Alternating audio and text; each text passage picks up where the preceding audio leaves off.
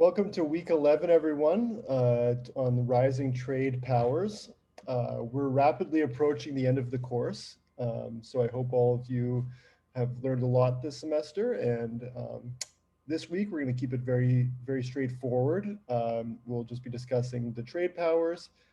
So hopefully, you have a good, decent amount of time to spend on your G20 assignment, which is due this Friday. There's a few things I want to go over really quickly.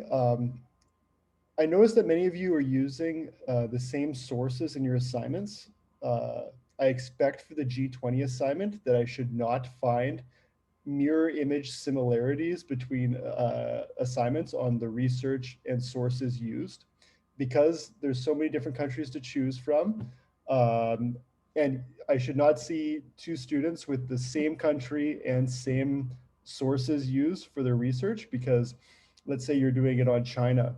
There's a vast range of sources that you can use in discussing China.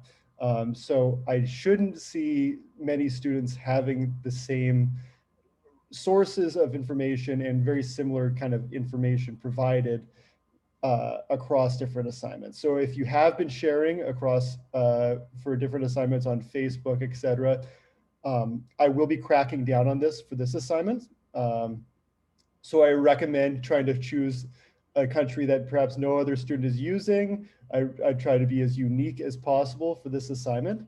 If I do see assignments that are strikingly similar, using the same sources of information and same country, I will have to bring this to the attention of the department this time around.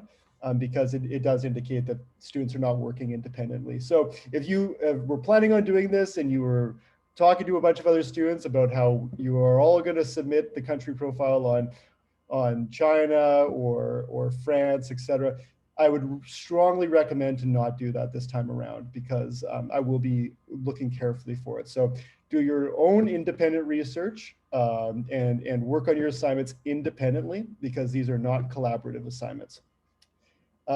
Also note that for previous assignments as well as this one, I do grade assignments based on the quality of the research. So I can tell if you're just Googling the first thing that comes up and using that as a source.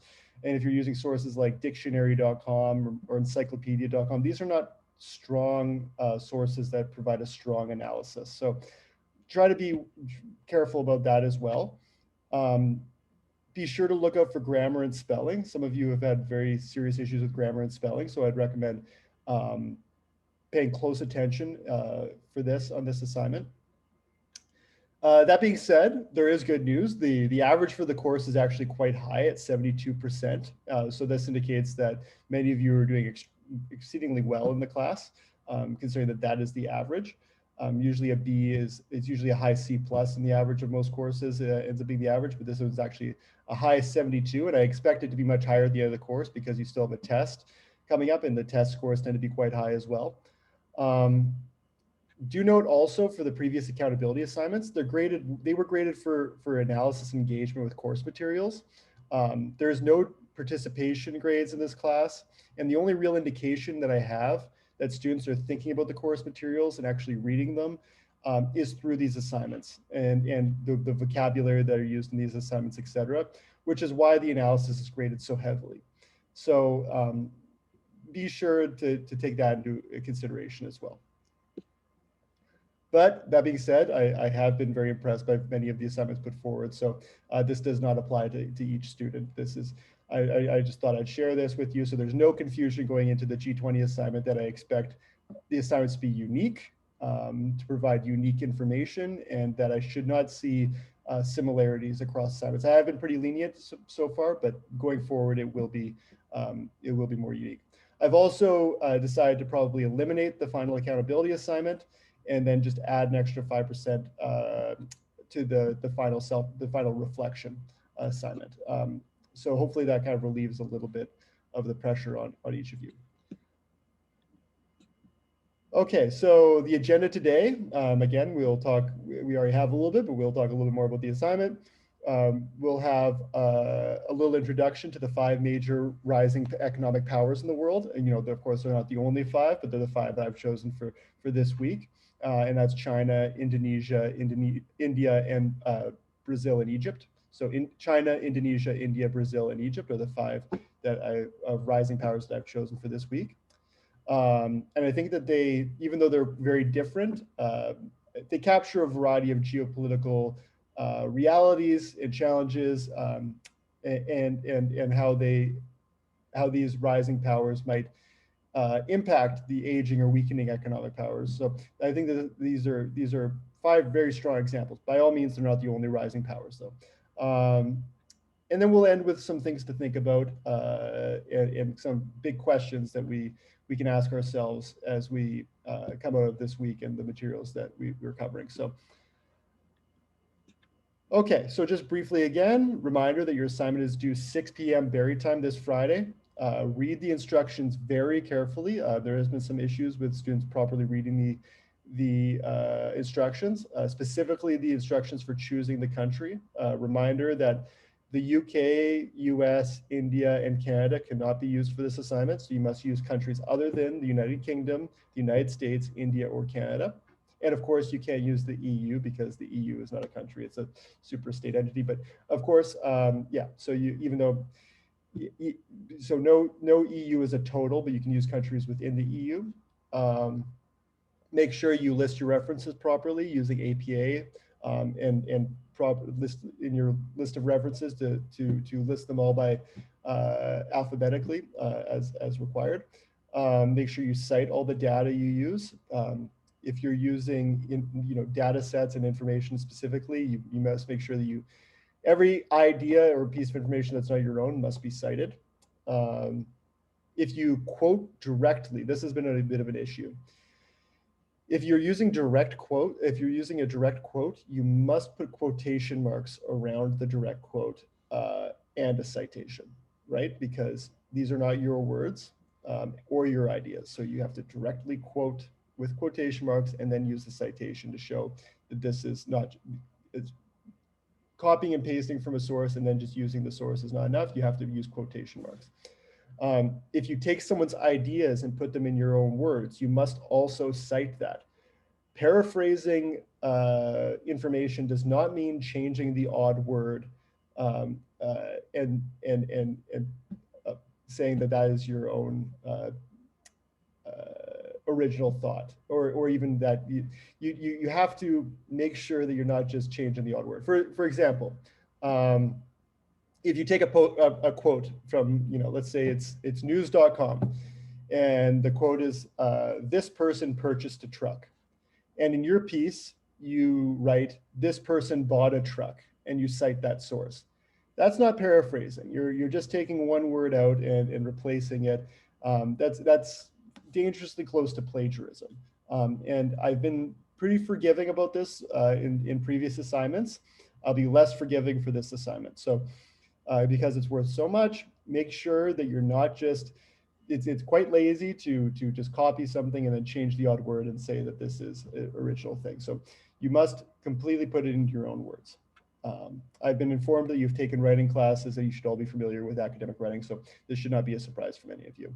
And again, many of you are not doing this. I just thought I'd make it very, very clear for this assignment that it's very important that you cite and paraphrase properly. Yeah, so that being said, I think that things are going overwhelmingly well in the course for many of you, so this is not an issue, but just be very, very cognizant of this as we move forward. Okay, so when looking at trade powers in the second half of the course, we focused a lot on North America and Europe with NAFTA, the European Union, etc. And the reason for this is because the economic powers of the world are in the G7, which is made up of Japan, Germany, the United Kingdom, France, Italy, Canada, and the United States. So it's largely North American and European dominant. Sometimes this region is called the transatlantic region, or major states within what's sometimes referred to as the liberal international order, especially during the post-war period. But with globalization, there will be rising powers in the 21st century. A real shift in economic power around the world as states within the global south rapidly develop, right, and become integrated within the global economy and in a 21st century global capitalism. We should not be surprised at this, however. Throughout human history, the world has always seen great powers both rise and fall. Throughout history, there are rich countries that are no longer wealthy and rich. Greece is a good example of this. If you go back, Greece obviously was one of the great powers of the world at a certain period of time, but then obviously now it is a struggling economy. And so you can see how the rise and descent of great powers has always been something that's been with us. The Netherlands, for example, was the most powerful and rich country in the world at one point due to its trade in the East Indies. And Amsterdam, the city of Amsterdam, was the pinnacle of wealth and opulence. We can see that this is no longer the case. Later was Spain, due to colonization and the exploitation of South America and the gold brought back from South America. Spain became a remarkably wealthy country. In Seville, Spain, where merchants were involved in South American trade and colonization. You can see the remnants of this wealth in the architecture. If you ever go to Spain or Seville, you'll see the architecture and you're kind of blown away by this. But now Spain's not a G7 country and faces various different economic hardships. It's sometimes referred to as one of the pigs, which is Portugal, Italy, Greece, and Spain, which are, and sometimes Ireland's added the I too. And these are kind of known as the countries that are facing the most difficulty in our current economic climate. So you can see that countries rise and fall both politically, militarily, and economically throughout history. But however, these macro shifts in geopolitics and the rise of new great economic powers will bring great opportunities as well as new challenges for world order. The reason for that this is so important going into global business management and why you're taking this course is that such shifts will produce dramatic changes in how global business, trade, and development is conducted in the 21st century.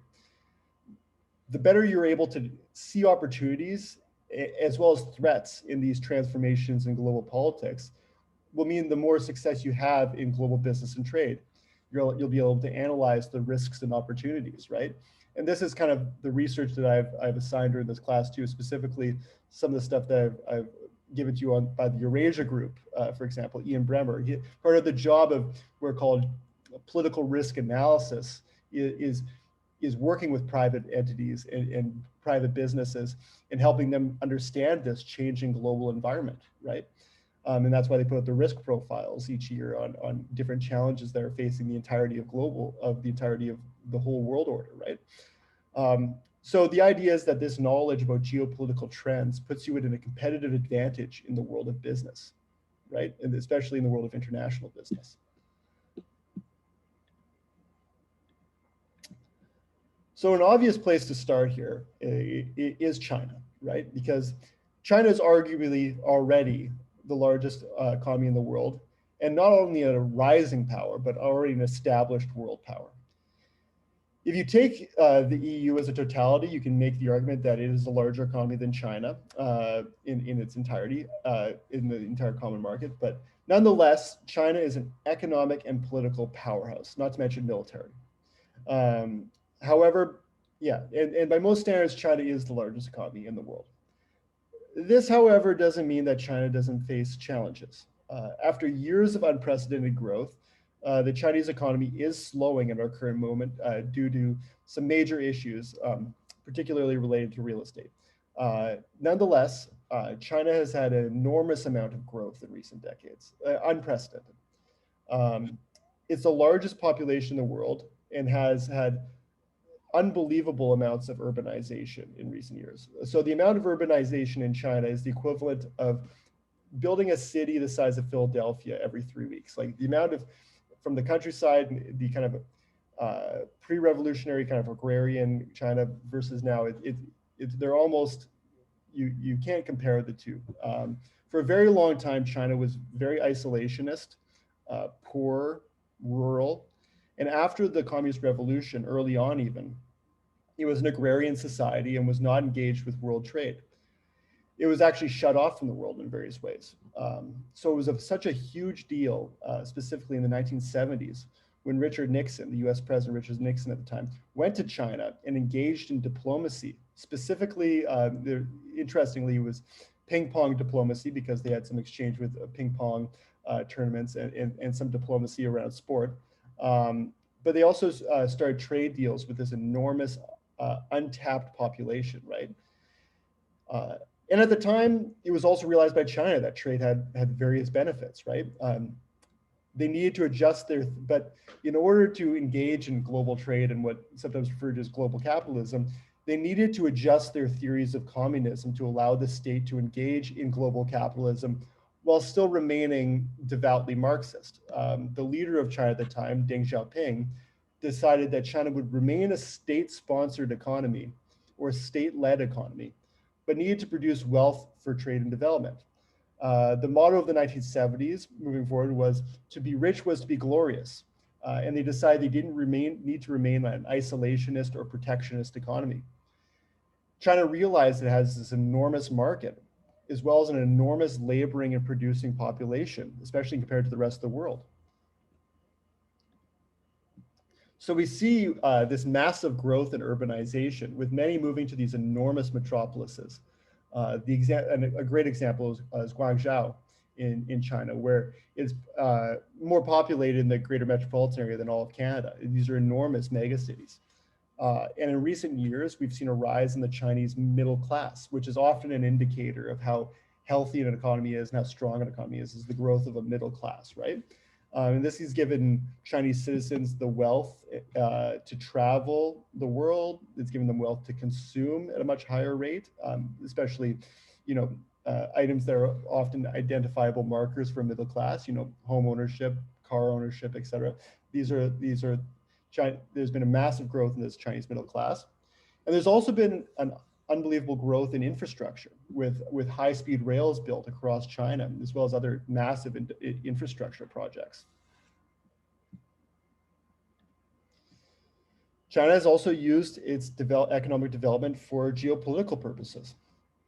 They have the second highest military expenditure in the world, just behind the United States. They're also engaged in what's called the Belt and Road Initiative. This is a loose translation, but it includes building roads and water systems, and it allows China to go into other countries and build and fund infrastructure in these countries if these countries in which China helps develop supports China in world affairs, specifically through the United Nations. So as such, China has a growing influence in Africa, Asia, South America, and increasingly Europe, in places like Italy and Greece. China is using its economic wealth then in exchange for kind of geopolitical power, much like previous powers have done in the past, right? So as China has grown in geopolitical power, we also, however, see increased tension in the South China Sea, with China and the United States increasingly taking a more hostile posture towards one another, specifically around issues of military bases and the persistent issue of Taiwan, which is a semi-autonomous entity within China. China wishes to absorb Taiwan, whereas Taiwan seeks independence. And also Taiwan seeks more support from the Western powers, specifically the United States. So there's a lot of tension in the South China Sea.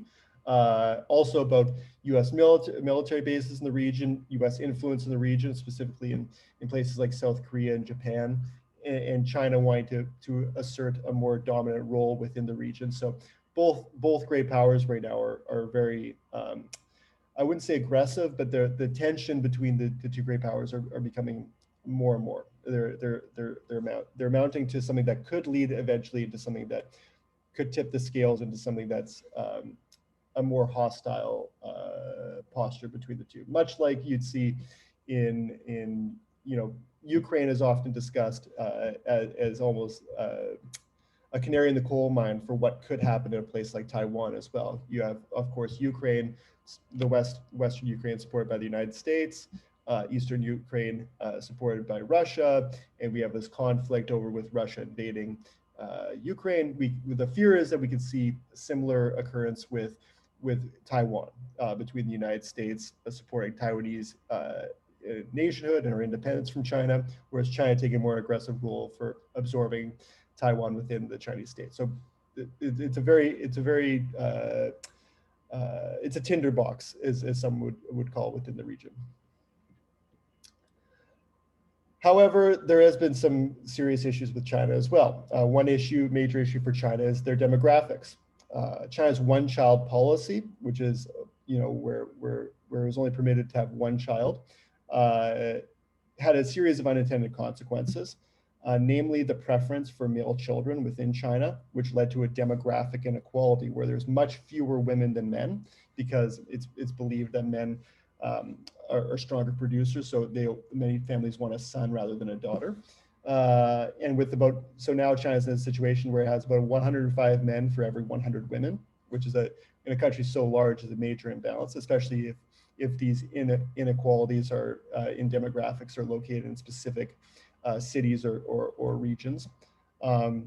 China has since abandoned the one-child policy in order to remedy this issue of women outnumbering men, but it still has lingering effects. China has also created large amounts of environmental damage and pollution due to its rapid growth and development, and has refused to join climate accords, which require kind of global participation. It also has increased tensions with other countries, specifically regarding human rights and the rights of workers and religious minorities. Issues related to the Uyghurs, as well as issues related to Taiwan and Hong Kong, remain kind of these internal conflicts or semi-internal conflicts that continue to impact China's political growth and development. And for the first time in a long time, China is now facing some deep economic issues, specifically related to its real estate sector, which is why I assigned the video this week on the Evergrande crisis, which will provide some background into some of the issues with Chinese real estate in recent years, the real estate market. So I think we'll stop there for this half of the lecture. And in the next part, we're going to discuss India, as well as some of the other countries on our list today. But we'll get a start with India right out the bat. And I look forward to seeing you in the next part of the lecture.